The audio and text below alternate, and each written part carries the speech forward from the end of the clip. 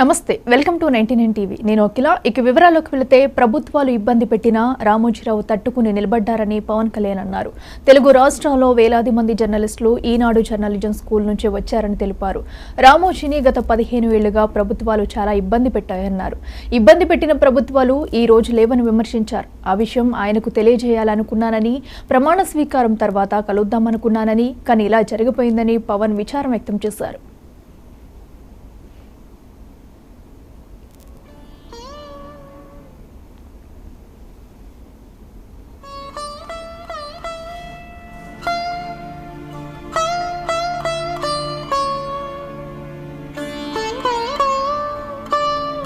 రామోజీరావు గారి ఆయన మృతి వార్త తెలియజేశారు. చాలా దిగ్భ్రాంతిని కలిగించింది, చాలా బాధ కలిగింది.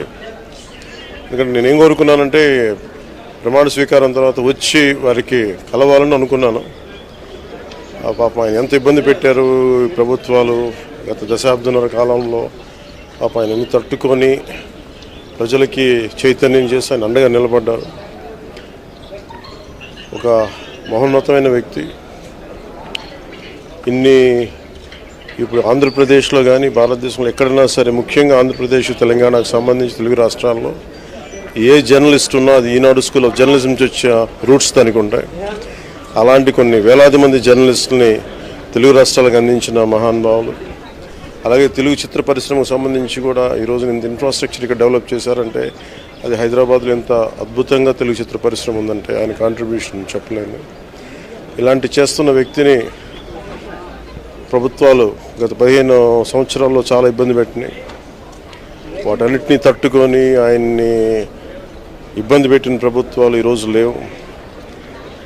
ఆ విజయం ఆయనకి తెలియజేయాలని అనుకున్నాం, చేసి లోపల దురదృష్టం ఇలా జరిగిపోయింది. వారి కుటుంబానికి, ప్రతి ఒక్కరి కుటుంబ సభ్యులకి, అలాగే ఈనాడు గ్రూప్ ఆఫ్ కంపెనీస్ వారందరికీ కూడా నా జనసేన తరపు నుంచి, నా తరపు నుంచి వారికి నా సంతాపం తెలియజేస్తాను. ఈ సమయంలో మీ అందరికీ ఆ భగవంతుడు వారి కుటుంబ సభ్యులకి అండగా ఉండాలని కోరుకుంటూ సెలవు.